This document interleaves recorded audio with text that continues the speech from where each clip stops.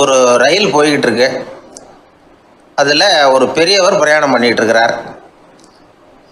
எதிரில் ஒரு பெரிய அதிகாரி, ஐஏஎஸ் ஆஃபீஸர் உட்காந்துருக்கிறார். ரெண்டு பேருக்கும் முன்ன பின்ன அறிமுகம் இல்லை. அவர் வேற யாரோ, இவர் வேற யாரோ. ஒரே ரயிலில் பிரயாணம் பண்ணிகிட்டு இருக்கிறாங்க. அதுவும் எதிர்த்த இருக்கையில். ஏதோ ஒரு நகரத்தில் வண்டி நின்றுது. ரெண்டு பேரும் கீழே இறங்கினாங்க. பெரியவர் ஒரு ட்ரங்கு பெட்டியோட கீழே இறங்கினார். அந்த அதிகாரி கையில் ஒரு சின்ன பெட்டி. அவர் அந்த சின்ன பெட்டியை கீழே வச்சுட்டு கூலி கூலின்னு கத்திக்கிட்டு இருந்தார். இந்த பெரியவர் பார்த்தார். ஐயா, இந்த பெட்டி மட்டும்தானா, இல்லை இன்னும் ஏதாவது இருக்குதா அப்படின்னு விசாரித்தார். இப்போ அதிகாரி சொன்னார், இல்லைங்க இது மட்டும்தான் அப்படின்னு சொன்னார். இதுக்கு என்னத்துக்காக கூலி ஆள், நானே எடுத்துக்கிட்டு வரேனே, வாங்க அப்படின்னு சொல்லி அந்த பெட்டியை இந்த பெரியவர் கையில் எடுத்துக்கிட்டார். எடுத்ததும் ரெண்டு பேரும் பேசிக்கிட்டே நடந்து வராங்க. இப்போ பெரியவர் சொன்னார், இப்போ உள்ள நாகரிகம் எப்படி இருக்குன்னா, சுமை கால் பணம், சுமக்கூலி முக்கால் பணம் அப்படிங்கிற மாதிரி இருக்குது. பணத்தை வீணாக்கிறதோட இது கௌரவம்னு வேற நினைக்கிறாங்க அப்படின்னார். அவர் சொல்கிறது சரிதான். 10 ரூபாய் மதிப்புள்ள ஒரு சுமையை 30 ரூபா கொடுத்து தூக்கிட்டு போவோம். நாமே அதை தூக்கினா நமக்கு கௌரவ குறைச்சல் அப்படின்னு நினைப்போம். இதுதான் நம்ம நிலைமை. ஆனால் அந்த பெரியவர் என்ன சொன்னார் தெரியுமா? நீங்கள் எங்கே போகணுமோ அது வரைக்கும் நானே இதை எடுத்துகிட்டு வரேன் அப்படின்னார். அந்த அதிகாரி பக்கத்தில் உள்ள ஒரு ஹோட்டல் வரைக்கும் போனார். பெரியவரும் அங்கே கொண்டுட்டு போய் பெட்டியை வச்சார். உடனே அந்த பெரிய அதிகாரி அவருக்கு பணம் கொடுக்கறதுக்காக பர்ஸை எடுத்தார். உடனே இவர், ஐயா எனக்கு கூலி எதுவும் வேணாம், உங்களுக்கு சேவை செய்கிறது என்னுடைய கடமை. நான் இந்த சேவையை செய்தது பணத்துக்காக இல்லை, அன்புக்காக அப்படின்னு சொல்லிவிட்டார். அதுக்கப்புறம் அவர் நன்றினார். ரெண்டு பேரும் பிரிஞ்சுட்டாங்க. இது முடிஞ்சது. அன்னைக்கு சாயந்தரம் அங்கே ஒரு பெரிய கூட்டம் நடக்குது. இந்த அதிகாரியும் அந்த கூட்டத்துக்கு போகிறார். மக்கள் கூட்டம் ரொம்ப அதிகம். அதனால் இந்த அதிகாரியும் ஒரு ஓரமாக உட்காந்துக்கிட்டார். அப்புறம் கொஞ்ச நேரத்தில் இந்த முக்கிய விருந்தினர் பேசுகிறதுக்காக வரார் மேடைக்கு. மேடையில் இருந்த பெரியவங்கள்லாம் எழுந்திரிச்சு நின்று அவருக்கு மாலை போட்டு மரியாதை செய்கிறாங்க. எங்கேயோ ஒரு மூலையில் உட்காந்துருந்தார் அதிகாரி. அவர் இதை கவனித்தார். அவருக்கு ரொம்ப ஆச்சரியம், அதிர்ச்சி. ஏன்னா அங்கே பேச வந்த முக்கிய விருந்தினர் வேற யாரும் இல்லை, இன்னைக்கு காலையில் இவர் பெட்டியை தூக்கிட்டு வந்தார் பெரியவர், அவர் தான். சரி, அந்த பெரியவர் யார் தெரியுமா? அவர் தான் ஈஸ்வர சந்திர வித்யாசாகர். கூட்டம் முடிஞ்சது. அதிகாரி அவரை தேடி ஓடினார். அவர் கைகளை பிடிச்சிக்கிட்டார். ஐயா என்னை மன்னிச்சுருங்க அப்படின்னாரு. அப்புறம் சொன்னார், அகங்காரங்கிற கெட்ட புத்தி தான் உண்மையை கண்கள்ல இருந்து மறைக்குது. அகங்காரம் தான் மனுஷனை அழிக்குது. நீங்கள் ரொம்ப பெரிய மனிதர், இருந்தாலும் மனிதத்தன்மையோடு நடந்துக்கிறீங்க. இந்த அன்பு, தயவு, பொறுமை இதெல்லாம் இல்லைன்னா மனிதனாக இருக்கிறதுல என்ன பிரயோஜனம் அப்படின்னு சொல்லிவிட்டு அந்த அதிகாரி போனாராம். மனிதத்தன்மைன்னா என்ன அப்படிங்கிற கேள்விக்கு இந்த பெரியவர் ஒரு உதாரணம். இப்பெல்லாம் அப்படியா இருக்கிறாங்க? ஒரு பெரியவர் ஒரு பெட்டியை தூக்கிட்டு வந்துக்கிட்டு இருக்கிறார். ஒரு இளைஞன் ஓடி வந்தான். கொடுங்க சார், நான் தூக்கிட்டு வரேன்னா. கொடுத்தார். வாங்கி தலையில் வச்சுக்கிட்டான். அப்புறம் சொன்னான், அடுத்தவங்க சிரமப்படக்கூடாதுங்கிறது என்னுடைய கொள்கை அப்படின்னா. அது நல்லது தான்னார் அவர். கடைசியில் பெட்டியை கொடுத்தான். வாங்கிக்கிட்டு பர்ஸை திறந்தார் பணம் கொடுக்கறதுக்காக. வேணாங்க அப்படின்னு விட்டான் அந்த இளைஞன். ஏன்னார்? நான் சொன்னேன் அடுத்தவங்க சிரமப்படக்கூடாதுங்கிறது என்னுடைய கொள்கைன்னு. அதனால் உங்களுக்கு சிரமம் கொடுக்கக்கூடாதுங்கிறதுக்காக வரும்பொழுது நானே உங்கள் பர்ஸை எடுத்து வேணுங்கிற பணத்தை எடுத்துக்கிட்டு திருப்பி உங்கள் பாக்கெட்லேயே போட்டுட்டேன் அப்படின்னா. இப்படி இருக்குது இந்த காலம். அதனால் வாழ்க்கையில் அன்பு, தயவு, பொறுமை இதெல்லாம் ரொம்ப அவசியம் அப்படிங்கிறத நாம் புரிஞ்சுக்கணும். எனக்கு வாழ்க்கையே வெறுத்து போச்சு சார் அப்படின்னு சொல்லிட்டு ஒருத்தர் வந்தார். வந்து கொஞ்ச நேரம் பேசினதுக்கப்புறம் அவர் அப்படி சொல்லியிருந்தால் அதில் ஒரு அர்த்தம் இருந்திருக்கும். வர்றதுக்கு முன்னாடியே வாழ்க்கை வெறுத்து போச்சுன்னு சொல்லிட்டு வர்றார். என்ன சார் விஷயம்னு விசாரித்தோம். எங்கள் வீட்டில் தினம் 3 வேளையும் ஒரே மாதிரி சாப்பாடு சார், வித்தியாசமே கிடையாது. இப்படியே 3 மாதமாக சாப்பிட்டுக்கிட்டு இருக்கிறேன். அதை விட பட்டினி கிடந்து செத்துடலாம்னு தோணுது அப்படின்னார். ஒரு பெரியவர் சொன்ன தத்துவத்தை சொல்கிறதுக்கு ஆள் கிடைக்காம தவிச்சுக்கிட்டு இருந்தோம். இப்போ ஒருத்தர் கிடைச்சிட்டார், விட்டுலாமா? உடனே அவரை உட்கார வச்சு சொல்ல ஆரம்பிச்சிட்டோம். அதாவது நாம் அனுபவிக்கிற உணர்வுகளில் களிப்பு, மகிழ்வு, ஆனந்தம், இது மூணுக்கும் ஒன்றுக்கு ஒன்று வித்தியாசம் உண்டு. மேம்போக்காக பார்க்குறதுக்கு இது மூணும் ஒன்று மாதிரி தோணும், ஆனால் அது அப்படி இல்லை. களிப்புங்கிறது உடம்பை பொறுத்தது, மகிழ்வுங்கிறது மனசை பொறுத்தது, ஆனந்தம்ங்கிறது ஆன்மாவை பொறுத்தது. இப்படி இந்த மூன்று வகையான அந்த சுவைப்புகளின் தன்மையும் வேறு வேறு. இப்போ முதல்ல களிப்புங்கிறத எடுத்துக்குவோம். நம்ம புலன்களுக்கு களிப்பை தரக்கூடிய பொருள்களுக்கு சில விசேஷ குணம் உண்டு. அது எப்படின்னா, சீக்கிரமே சலிப்பை உண்டு பண்ணும். ஒருத்தர் அந்த பொருளை எடுத்துக்கிட்டால் அது இன்னொருத்தருக்கு குறைஞ்சிரும். உணவு, உடை, இதெல்லாம் களிப்பை தரக்கூடிய பொருள்கள். இப்போ உதாரணத்துக்கு, ஒரு சாப்பாட்டு மேசையில் ஒரு பாத்திரத்தில் 10 இட்லி இருக்குது. அதில் ஒரு 2 இட்லியை நம்ம தட்டில் எடுத்து வச்சு சாப்பிட்றோம். நாம் சாப்பிட்ட அந்த இட்லி நிச்சயமாக எதிரில் உட்காந்துருக்கிறவருக்கு இல்லை, அவருக்கு உபயோகப்படாது. நாம் சாப்பிட்ட அதே இட்லியை அவரும் சாப்பிட முடியாது, அவர் வேறு தான் எடுத்து வச்சுக்கணும். அது மாதிரி நாம் ஒரு சட்டையை எடுத்து போட்டுக்கிறோம், அதே சட்டையை அதே நேரத்தில் இன்னொருத்தர் போட்டுக்க முடியாது. புலன்களுக்கு களிப்பை தரக்கூடிய இது மாதிரி பொருள்கள்லாம் முதல் தடவை நமக்கு கொடுக்குற களிப்பை 2வது தடவையும் கொடுக்காது, 3வது தடவை இன்னும் குறையும், கடைசியில் வெறுப்பாக மாறிடும். ஒவ்வொன்றா இட்லியை தொடர்ந்து சாப்பிட்றோம்னு வச்சுக்கோங்க, முதல் இட்லி தரக்கூடிய சுவையை 30வது இட்லி தராது. முதல் தடவை புது சட்டையை போட்டுக்கிறப்போ நமக்கு இருக்கிற களிப்பு அதே சட்டையை 100வது தடவையாக போட்டுக்கிறோம்னு வைங்க, அப்போ இருக்குமா? இருக்காது. இதுதான் களிப்பு. அதாவது சீக்கிரமே சலிப்பை தரக்கூடியது. ஒருத்தர் எடுத்துக்கிட்டால் இன்னொருத்தருக்கு குறைஞ்சி போகக்கூடியது. ஆனால் மகிழ்ச்சிங்கிறது அப்படி இல்லை. ஒருத்தர் அனுபவிக்கிறதுனால இன்னொருத்தருக்கு குறைஞ்சி போகாது. இப்போ காலையில் சூரியன் உதயம் ஆகிறத பார்த்து சந்தோஷப்படுறோம், அதையே இன்னொருத்தரும் பார்த்து சந்தோஷப்படலாம். ஒரு நல்ல சங்கீதத்தை கேட்குறோம், ஒரு அழகான ஓவியத்தை ரசிக்கிறோம், நீங்கள் ரசிக்கிற அதே நேரத்தில் இன்னொருத்தரும் அதை ரசிக்கலாம். அதனால் அது குறைஞ்சி போகிறதில்ல. இது மகிழ்வு. ஆனால் ஒன்று, ஒரே பாடலை திரும்ப திரும்ப கேட்டுக்கிட்டு இருந்தால் கடைசியில் அலுப்பு தட்டும். அதாவது மகிழ்வுங்கிறது எப்படின்னா, மற்றவங்களோட பகிர்ந்து கொள்றதுனால குறையாது. ஆனால் ஒரே பொருள் மீண்டும் மீண்டும் அனுபவிப்பை தர்றப்போ முதல்ல மகிழ்வு அதிகரித்து அதுக்கப்புறம் அது மங்கி மறைஞ்சு போயிடும். இதுதான் அந்த மகிழ்வுங்கிறதுக்கு இலக்கணம். சரி, இப்போ 3வதாக சுகம் தரக்கூடிய ஆனந்தம்ங்கிறது எப்படின்னா, இது நமக்கு உள்ளே இருந்து சுரக்கிறது. மனசு சலனங்கள்லேருந்து விடுபடுறப்போ இந்த ஆனந்தம் நமக்கு கிடைக்கும். இது நிலையான சுகம், ஆத்ம சுகம். களிப்பிலிருந்து மகிழ்வுக்கும், மகிழ்விலிருந்து ஆனந்தத்துக்கும் செல்வது தான் மனிதன் நடத்த வேண்டிய முக்கியமான பயணம். இவ்வளவு விஷயத்தையும் கேட்டுட்டு இந்த காலத்து பையன் ஒருத்தன் வந்தான். சார், இப்போ நீங்கள் ஒரு சாப்பாட்டு மேசையில் ஒரு 10 இட்லி வைக்கிறீங்க, என்ன உட்கார வைங்க, எதிரில் இன்னொருத்தனை உட்கார வைங்க, நான் களிப்பு மகிழ்வுலாம் தாண்டி நேரடியாக ஆனந்தத்துக்கு பயணம் பண்ணி காட்டுறேன் அப்படின்னா. ஒன்றும் புரியல அவன் சொன்னது. அது எப்படி, என்ன பண்ணுவ நீ அப்படின்னு சொல்லி கேட்டோம் ஆச்சரியமாக. 2 இட்லி சாப்பிட்டா தானே சார் களிப்பு, நான் 10 இட்லியும் மொத்தமாக சாப்பிட்ருவேன், அடுத்தவனுக்கு எதுவும் கிடைக்காது, அவனுக்கு கிடைக்காதபடி நாமே சாப்பிட்டுடுறோம்ல, அதுதானே நமக்கு ஆனந்தம் அப்படின்னு அதுக்கு ஒரு விளக்கம் சொல்கிறான். ஒரு ஊரில் ஒரு மன்னர் இருந்தார். அவர் பக்கத்து தேசத்து மேலே படையெடுக்கணும்னு நினச்சிக்கிட்டு இருந்தார். அதையும் தன்னுடைய நாட்டோட சேர்த்துக்கணுங்கிற ஆசை. எப்போ படையெடுக்கலாம்னு யோசிச்சுக்கிட்டு இருந்தார். இப்படி யோசிச்சுக்கிட்டு இருந்த சமயத்தில் ஒரு பெரியவர் அவரை தேடிக்கிட்டு வந்தார். அவர் அடிக்கடி வருவார், அவர்கிட்ட பேசிக்கிட்டு இருப்பார். இப்போவும் அப்படி தான் வந்தார். என்ன மன்னா யோசனைன்னாரு. இவர் தன்னுடைய யோசனையை சொன்னார். இந்த சமயத்தில் மன்னருக்கு தாகம் எடுத்தது, தண்ணி குடிக்கணும் போல இருந்தது. உடனே அங்கே இருந்த ஒரு அரண்மனை பணியாளரை கூப்பிட்டார். போய் கொஞ்சம் தண்ணி கொண்டு வாப்பா அப்படின்னார். அந்த பணியாளர் போனார், ஒரு கோலையில் தண்ணி கொண்டு வந்தார், ராஜா கிட்ட நீட்டினார்.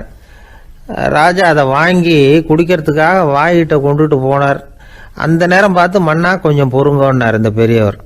ஆவலோடு குடிக்க போன மன்னர் அப்படியே நிறுத்திக்கிட்டு பெரியவரை பார்த்தார்.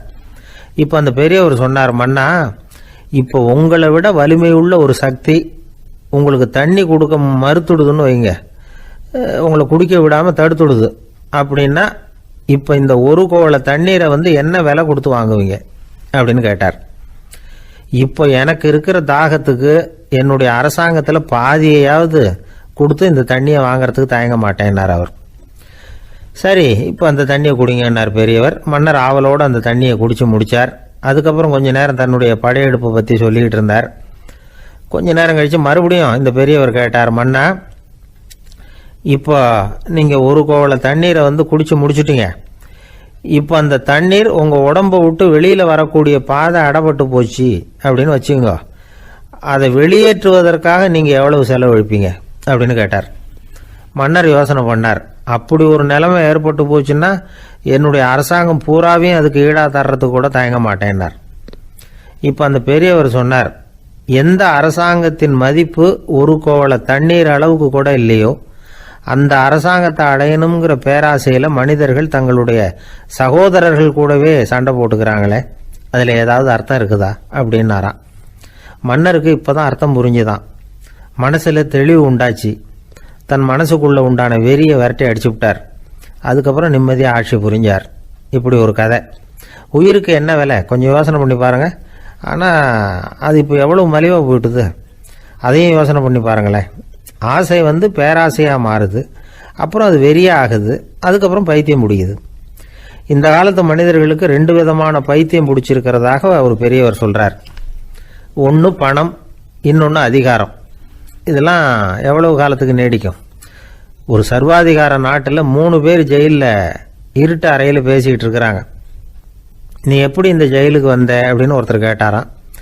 இந்த நாட்டு ராஜாவை ஆதரித்து நான் பிரச்சாரம் பண்ணினேன், அதனால் கூட்டத்தில் தகராறு வந்துட்டுது, கலவரமாக போச்சு, அதுக்கு நான் தான் காரணம்னு அரெஸ்ட் பண்ணி இங்கே கொண்டாந்து போட்டாங்க அப்படின்னாராம் அவர். சரி, நீ எப்படி இங்கே வந்த அப்படின்னு இன்னொருத்தரை பார்த்து கேட்டிருக்கார். நான் இந்த நாட்டு ராஜாவை எதிர்த்து பிரச்சாரம் பண்ணேன், அதனால் கலவரம், அரெஸ்ட் பண்ணி கொண்டாந்து போட்டாங்கன்னார். சரிப்பா, நீ எப்படி அங்கே வந்த அப்படின்னு 3வது ஆளை பார்த்து இவங்க கேட்டாங்களாம். இதுக்கு அந்த ஆள் மெதுவாக வெளிச்சத்துக்கு நான் தான் இந்த நாட்டு ராஜா அப்படின்னாராம். ஒரு ஊரில் ஒரு ஆள் இருந்தான். கற்பனையிலேயே காலத்தை கடத்திக்கிட்டு இருந்தான். ஒரு நாள் ஒரு மரத்தடியில் உட்காந்துருந்தான். அவனுக்கு பசிக்கிற மாதிரி தெரிஞ்சுது. உடனே கற்பனையிலேயே சாப்பிட ஆரம்பிச்சிட்டான். அதாவது எதிரில் இலை போட்டு சாப்பாடு போடப்பட்டிருக்கிறதாகவும் அதை இவன் சாப்பிட்றதாகவும் நினச்சிக்கிட்டு கையை மட்டும் வாய்க்கும் தரைக்குமா அப்படியும் இப்படியும் கொண்டுகிட்டு போய் பாவனை பண்ணிகிட்டே இருக்கிறான். தூரத்தில் இருந்து பார்க்குறவங்களுக்கு இவன் ஏதோ பலமான விருந்து சாப்பிட்டுக்கிட்டு இருக்கிறான் அப்படின்னு தான் தோணும். அது மாதிரியே பண்ணிக்கிட்டு இருந்தான். அந்த வழியாக ஒரு சன்னியாசி வந்துக்கிட்டு இருந்தார். இவனை பார்த்தார். என்ன இவன் இப்படி பண்ணிகிட்டு இருக்கிறானே அப்படின்னு நினச்சாரு. கொஞ்ச நேரம் அவனையே உத்து பார்த்துக்கிட்டு இருந்தார். இவரை பார்த்ததும் அவன் இன்னமும் சுவாரஸ்யமாக சாப்பிட ஆரம்பிச்சிட்டான். அப்பப்பா, என்ன இது, இந்த குழம்பு இவ்வளவு காரமாக இருக்குது, என்னுடைய நாக்கே எரிஞ்சு போடும் போல இருக்கு அப்படின்னு சொல்லிக்கிட்டு பக்கத்தில் ஒரு குவளையை எடுத்து தண்ணி குடிக்கிறது மாதிரி பாவனை பண்ணுறான். அப்பாடா, இப்போ கொஞ்சம் பரவாயில்ல அப்படின்னு சொல்லிக்கிட்டு குவளையை கீழே வைக்கிறது மாதிரி ஒரு பாவனை பண்ணுறான். சன்னியாசி பார்த்தார். என்னப்பா, சாப்பாட்டில் காரம் அதிகமோ அப்படின்னார். ஆமாம் சுவாமி, ஞாபகம் மறதியில் கொஞ்சம் மிளகாய் அதிகமாக சேர்த்துக்கிட்டேன் அப்படின்னா. சரி சாப்பிடு அப்படின்னு சொல்லிட்டார். அவன் சாப்பிட்டு முடிக்கிற வரைக்கும் பொறுமையாக உட்காந்துருந்தார். அவன் அப்பாடா அப்படின்னு சொல்லிட்டு மறுபடியும் தண்ணியை எடுத்து குடித்தான். எல்லாம் கற்பனையிலேயே. அதுக்கப்புறம் சன்னியாசி பேச ஆரம்பித்தார். இதை பாருப்பா, உன்னுடைய கற்பனையை நான் மெச்சுறேன், இருந்தாலும் உன் சாப்பாட்டில் ஒரு இனிப்பையும் வச்சுருக்கலாமே, ஏன் மிளகாயை அளவுக்கு அதிகமாக போட்டுவிட்டு அவஸ்தைப்படுறேன் அப்படின்னார். அவன் யோசிக்க ஆரம்பித்தான். அதுக்கப்புறம் இவர் சொன்னார், இதை பாருப்பா, இனிமேல் உன்னுடைய கற்பனையும் உயர்ந்ததாக இருக்கட்டும் அப்படின்னு உபதேசம் பண்ணிவிட்டு போனார். எப்பவும் உயர்வை பற்றியே சிந்திக்கணும். உயர்வு கிடைக்கலன்னா கூட அப்படி சிந்திக்கிறத நிறுத்தப்படாது அப்படிங்கிறார் திருவள்ளுவர். உள்ளுவது எல்லாம் உயர் உள்ளல், மற்ற அது தள்ளினும் தள்ளாமை நேர்த்து. ஊக்கம் இல்லாமல் உலகத்தில் வாழ்ந்து பிரயோஜனம் இல்லை. அதனால் உயர்வாகவே சிந்திக்கணும். அது நம்மளை ஊக்கப்படுத்தும். இது பெரியோர் வாக்கு. இந்த உலகத்தில் கற்பனையிலேயே வாழ்கிற சில கஞ்சர்களும் உண்டு. அதாவது 2 கஞ்சர்கள், 2 பேரும் பக்கத்து ஊரில் இருந்தாங்க.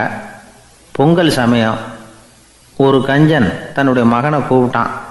இதை பாருப்பா, பக்கத்து ஊரில் என்னுடைய நண்பன் ஒருத்தன் இருக்கிறான், அவனுக்கு பொங்கல் பரிசு ஏதாவது கொடுக்கணும், நான் ஒரு 4 ஆட்டுக்குட்டியை தரேன், நீ கொண்டுகிட்டு போய் கொடுத்துட்டு வந்து விட்றியா அப்படின்னு கேட்டான்.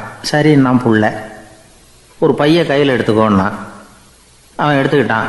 இந்த ஆட்டுக்குட்டி பிடிச்சிக்கோ அப்படின்னு சொல்லி ஒவ்வொன்றா போடுறேன் பார் அப்படின்னு சொல்லிட்டு 1 2 3 4 அப்படின்னு எண்ணிக்கிட்டே வெறும் சைகையாலேயே ஆட்டுக்குட்டியை பிடிச்சி போடுறது மாதிரி பாவனை பண்ணிகிட்டு இருக்கிறான். அவன் பிள்ளையும் அதை ரொம்ப அக்கறையாக வாங்கிக்கிறது மாதிரி வாங்கிக்கிட்டு அந்த பையை தூக்கிக்கிட்டு அடுத்த ஊருக்கு போகிறான். இவன் அங்கே போய் சேர்ந்த நேரத்தில் அந்த கஞ்சன் ஊரில் இல்லை, எங்கேயோ வெளியில் போயிருக்கிறான். அவனோட புள்ள மட்டும்தான் வீட்டில் இருந்தான். இவன் அவன்கிட்ட இதை பாரு, எங்கள் அப்பா உங்கள் அப்பாவுக்கு ஆட்டுக்குட்டி கொடுத்து அனுப்பியிருக்கிறாரு, பிடிச்சிக்கோ அப்படின்னு சொல்லி பாவனையிலேயே ஒவ்வொன்றா எடுத்து அவங்ககிட்ட கொடுத்துட்டான்.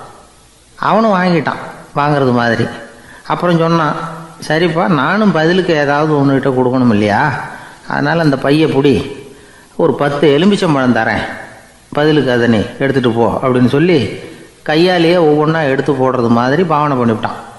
அவனும் ரொம்ப நன்றி அப்படின்னு சொல்லிவிட்டு அதை வாங்கிட்டு போயிட்டான். கொஞ்ச நேரம் கழித்து வெளியில் போயிருந்த அப்பங்காரன் திரும்பி வந்தான். உள்ள சொன்னான், அப்பா உன்னோட நண்பர் அவருடைய மகன் மூலமாக உனக்கு 6 ஆட்டுக்குட்டி கொடுத்து அனுப்பியிருந்தார், நானும் பதிலுக்கு ஒரு 10 எலுமிச்சம்பழம் கொடுத்து அனுப்பியிருக்கிறேன் அப்படின்னா. எப்படிடா கொடுத்தேன்னு கேட்டார் அப்பா. இப்படி தான் கொடுத்தேன்னு சொல்லி சைகையிலேயே காட்டினான். இதை பார்த்ததும் அப்பங்காரனுக்கு பயங்கரமாக கோபம் வந்துட்டுது. பலார்னு அரைஞ்சுட்டான் பையனை. ஏன்ப்பா அரைஞ்ச, 10 எலுமிச்சம்பழம் கொடுத்துட்டேனே அப்படிங்கிறதுக்காகவா அப்படின்னு கேட்டான். அது கூட பரவாயில்ல, நீ காட்டுற சைகையை பார்த்தா ஆரஞ்சு பழம் சைஸுக்கு இருக்குதே, அவ்வளவு பெருசாக ஏன் கொடுத்த, அதுதான் எனக்கு கோபம் அப்படி. ஒரு பெரிய தத்துவ சிந்தனையாளர் இருந்தார், சுவாங்சு அப்படின்னு பேர். அவருடைய மனைவி ஒரு நாள் திடீர்னு காலமாயிட்டாங்க. ஐயோ பாவம், அவர் ரொம்ப வருத்தப்படுவார், போய் ஆறுதலாக 4 வார்த்தை பேசிவிட்டு வரலாம் அப்படின்னு நினச்சிக்கிட்டு நிறைய பேர் அவரை தேடிட்டு வந்தாங்களாம்.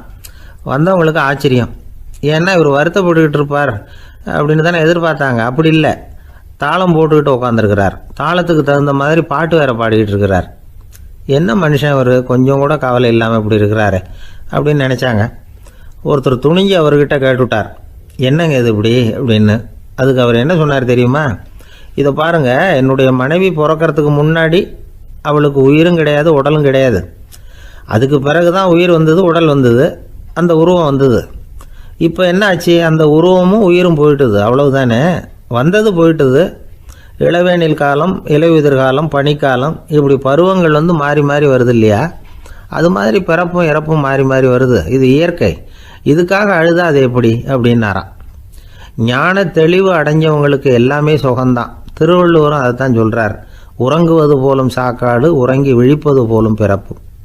தூங்கிறதுக்கெல்லாம் நாம் வருத்தப்பட்டுக்கிட்ட இருக்கிறோமா, இன்றைக்கி தூங்க வேண்டியிருக்குதே, இன்னும் கொஞ்சம் நேரத்தில் நான் தூங்க வேண்டியிருக்கு அப்படின்னு சொல்லி யாராவது அழுதுகிட்டு இருப்பாங்களா? அதனால் இந்த உலக வாழ்க்கையினுடைய இயல்பை யதார்த்தத்தை நாம் தெளிவாக புரிஞ்சுக்கணும். அப்படி புரிஞ்சுக்கிட்டால் நாம் கவலை இல்லாமல் வாழ முடியும். ஒரு வயசான தாத்தா பாட்டி 60 வருஷத்துக்கு முன்னாடி அவங்களுக்கு கல்யாணம் ஆச்சு, ஒன்றாவே வாழ்ந்தாங்க, ஒன்றாவே இறந்து போனாங்க. இப்போ அவங்க 2 பேரும் சொர்க்கத்துக்கு போய் சேர்ந்தாங்க. அங்கே எல்லா வசதியும் இருந்தது. ஒரு பெரிய பங்களாவே இவங்களுக்கு ஒதுக்கி கொடுத்தாங்களாம். இதுக்கு எவ்வளவு வாடகைன்னு கேட்டார் தாத்தா. வாடகையெல்லாம் கிடையாது, இலவசம் அப்படின்னார் அங்கே இருந்தவர். அந்த வீட்டுக்கு பின்னாடி ஒரு பெரிய புல்வெளி இருந்தது. இதில் விளையாட ஏதாவது கட்டணம் உண்டான்னு கேட்டிருக்கார் தாத்தா. அதெல்லாம் ஒன்றும் கிடையாது, பணம்லாம் கட்ட வேண்டியதில்லை அப்படின்னார் அவர்.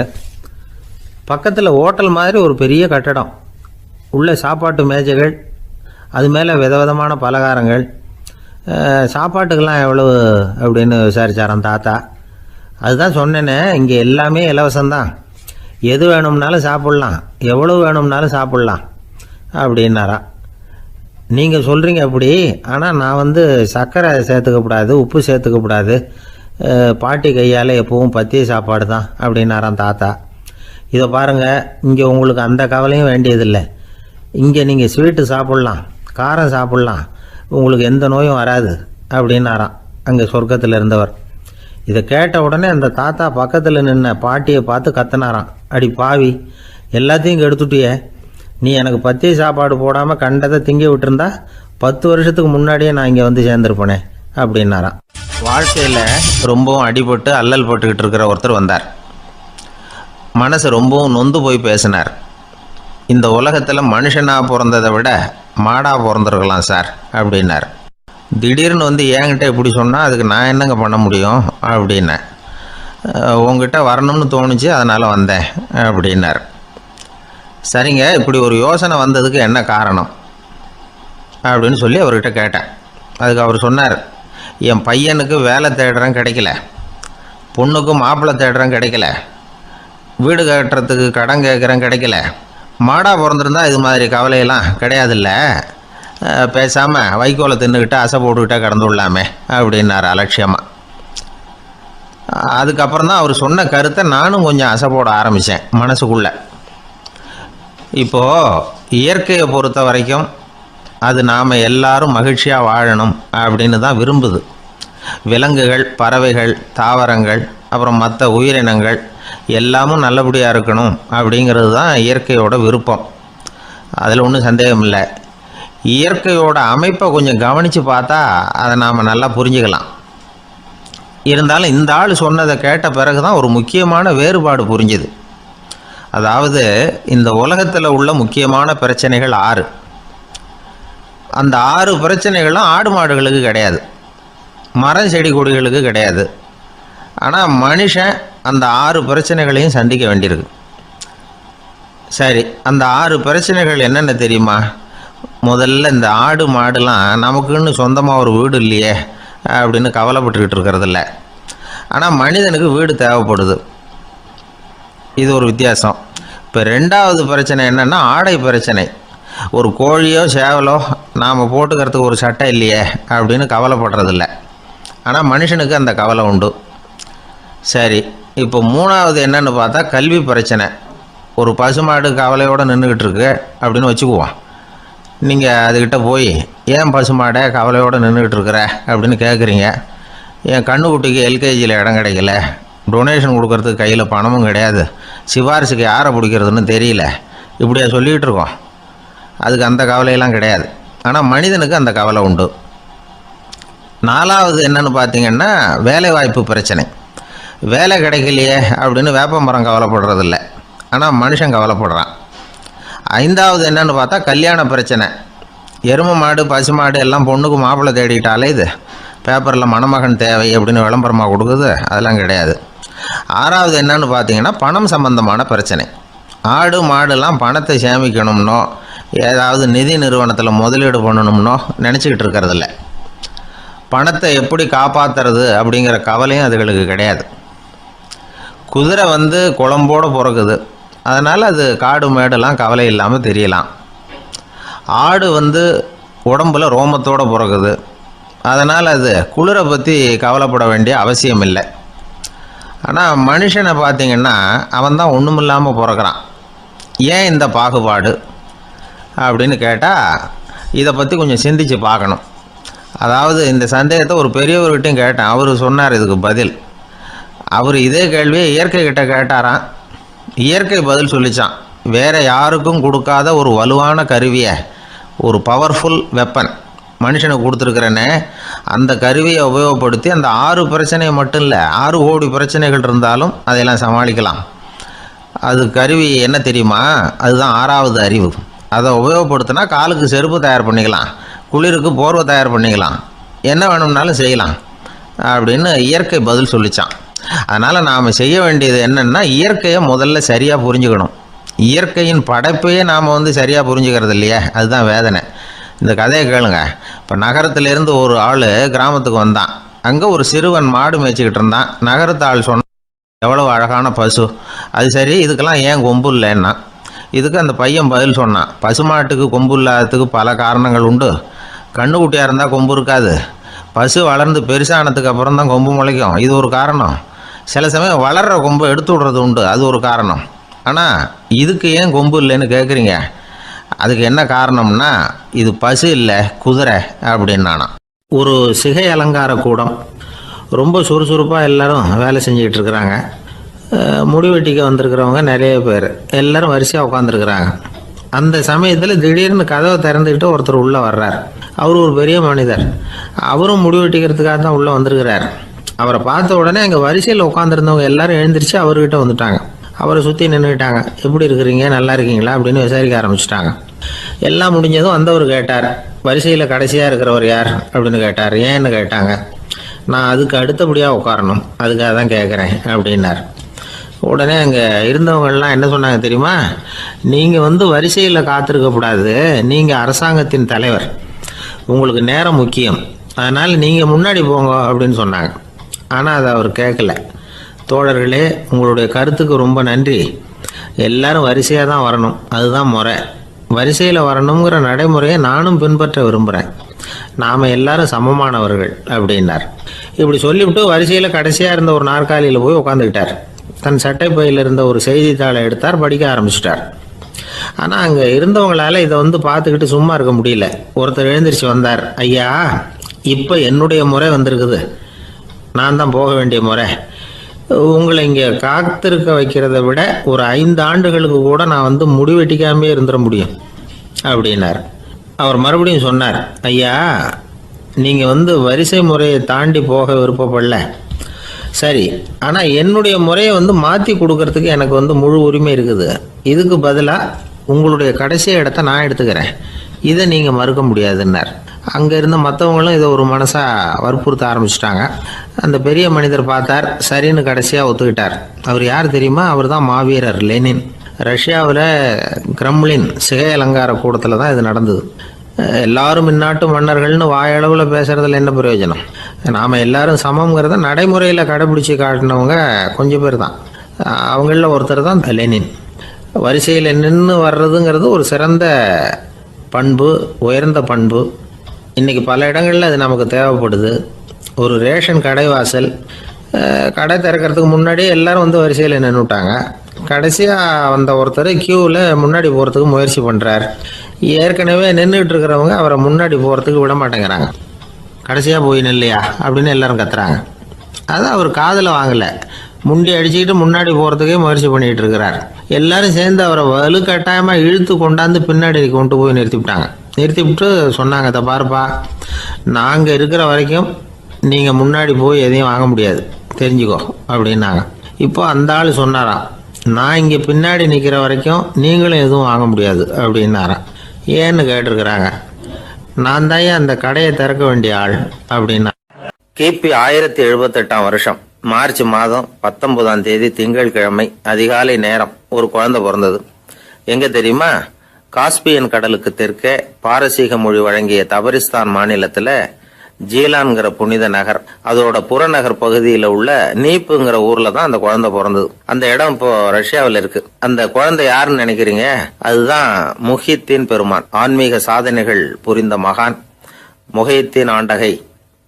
தன்னுடைய 18வது வயசுல உயர்கல்விக்காக ஜீலான் நகரத்தை விட்டு பகுதாத் நகரத்துக்கு புறப்பட்டு போறார். இளம் பிராயம் தானே, அதனால துணைக்கு ஒரு வர்த்தக கூட்டத்தோட சேர்ந்து போயிட்டு இருக்கிறார். ரொம்ப தூரம் போகணும். ஒவ்வொரு இடமா தங்கி தங்கி போயிட்டு இருக்கிறாங்க. ஒரு இடத்துல ஒரு கொள்ளை கூட்டம் பயங்கரமான ஆயுதங்களோட அவங்கள வழிமறிச்சுட்டுது. அந்த வர்த்தக கூட்டம் வச்சிருந்த பொருள்களை எல்லாம் அவங்க பறிச்சு விடுறாங்க. இவங்களும் பயந்துகிட்டு இருந்தது எல்லாத்தையும் அவங்க கிட்ட கொடுத்துடுறாங்க. முஹித்தீன் ஆண்டகை மட்டும் இதையெல்லாம் பார்த்துக்கிட்டு தனியா ஒதுங்கி நிற்கிறார். ஒரு 18 வயசு பையன் மட்டும் இப்படி தனியா அநாத சிறுவன் மாதிரி நின்றுட்டு இருக்கிறத அந்த கொள்ளை கூட்டத்தில் இருந்த ஒருத்தன் பார்க்கறான். கிட்ட நெருங்கி வர்றான். அலட்சியமாகவும் கிண்டலாகவும் உங்ககிட்ட ஏதாவது இருக்குதா அப்படின்னு கேட்கறான். இவங்கிட்ட என்ன இருக்க போகுது அப்படிங்கிற நம்பிக்கையில அவன் அப்படி கேட்கறான். உடனே இவரு, ஓ இருக்குதே, என்கிட்ட 40 தீனார் இருக்கு அப்படிங்கிறார். இப்படி சொல்லியும் அந்த கொள்ளைக்காரனுக்கு நம்பிக்கை வரல. என்னடா விளையாடாத, பொய் சொல்லாத, உண்மையை சொல்லு அப்படிங்கிறான் அவன். உண்மையைத்தான் சொல்றேன், என்கிட்ட 40 தீனார் இருக்கு அப்படிங்கிறார் இவர். எங்க வச்சிருக்கிற அப்படின்னு கேட்கறான். சட்டையின் விழாப்புறத்தில் உள்ள பகுதியில அதை வச்சு தச்சிருக்கிறாங்க அப்படின்னு உண்மையை சொல்றார். உடனே கொள்ளை கூட்ட தலைவன் அதை கத்தியால கீறிப்பார் அப்படின்னு உத்தரவு போடுறான். அந்த சட்டையை கிழிக்கிறாங்க. உள்ள இருந்து 40 பொற்காசுகளும் பொல பொலன்னு கீழே கொட்டுச்சு. அதை பார்த்த உடனே அந்த கொள்ளை கூட்ட தலைவன் மலைச்சு போய் நின்னுட்டான். காசை பார்த்துட்டு அவன் மலைச்சு போகல. பொய் பேசாத அந்த பையனோட நேர்மையை பார்த்துட்டு அவன் அப்படி நின்னான். மெதுவா அந்த பையன்கிட்ட வந்தான். ஏன்பா நீ என்ன பணக்கார குடும்பமா அப்படின்னு கேட்டான். அப்படிலாம் இல்ல, எனக்கு அப்பா இல்ல, அம்மா மட்டும்தான் உண்டு. எங்க அப்பா எனக்குன்னு விட்டு போன சொத்தே இந்த 40 தீனார் தான் அப்படின்னாரு இவர். அப்படி இருந்துமா உண்மை பேசணும்னு ஆசைப்பட்டேன். என்கிட்ட ஒண்ணும் இல்லைன்னு ஒரு வார்த்தை சொன்ன உன்னை விட்டுருப்போமே அப்படின்னா அவன். அப்படி இல்லைங்க, நான் இறைவன் திருநாமத்தை அறியக்கூடிய கல்வி ஞானத்துக்காக இப்ப போயிட்டு இருக்கிறேன். இறைவன் திருநாமத்தை உச்சரிக்க வேண்டிய நாவால பொய் பேசக்கூடாதுன்னு எங்க அம்மா சொல்லியிருக்கிறாங்க. அதனால நான் எப்பவுமே பொய் சொல்ல மாட்டேன் அப்படின்னு என்னுடைய தாய்க்கு வாக்கு கொடுத்திருக்கிறேன் அப்படின்னார் அவர். முகையத்தின் பெருமான் வார்த்தைகளை கேட்ட அந்த கொள்ளையர்கள் மனம் திருந்தி நல்லவங்களா ஆயிடுறாங்க. அந்த கொள்ளையர் தலைவன் பிற்காலத்துல ஒரு பெரிய மகான் ஆயிடுறார். பெரியவர்கள் வாழ்க்கையில நடக்கிற இது மாதிரி சம்பவங்கள் தான் நாம நல்ல விதமா வாழறதுக்கு துணையா இருக்கும். அந்த காலத்துல கொள்ளையர்களே பெரியவங்க செயலை பார்த்து மனம் திருந்தி இருக்கிறாங்க. இந்த காலத்துல யார் இப்படி இருக்கிறா? இந்த காலத்துல மகான் ஒருத்தரை பார்த்தேன், எனக்கு வேண்டியப்பட்ட மகான். ஏங்க நீங்களும் மகான் ஆகிறதுக்கு முன்னாடி கொள்ளை அடிச்சுட்டு இருந்தீங்களா அப்படின்னு கேட்டேன். அவர் மெதுவா கண்ணை திறந்து என்ன நிமிந்து பார்த்தார். அப்படி இல்லப்பா, நான் கொள்ளை அடிக்கிறதுக்காகத்தான் மகானாவே ஆகி இருக்கிறேன் அப்படின்னு சொல்லிவிட்டு மறுபடியும் கண்ணை மூடிட்டார்.